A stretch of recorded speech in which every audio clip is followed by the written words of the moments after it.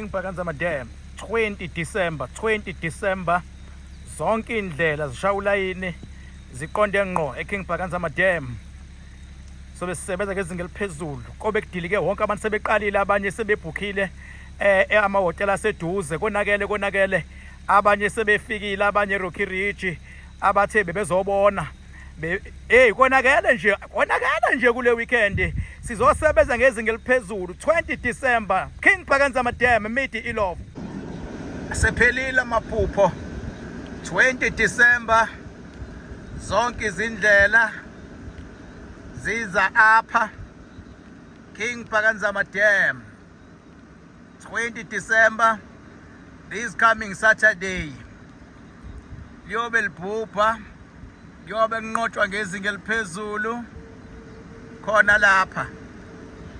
King Bhakanzama Dam 20 December sobe kwenziwa insebenzo ephezulu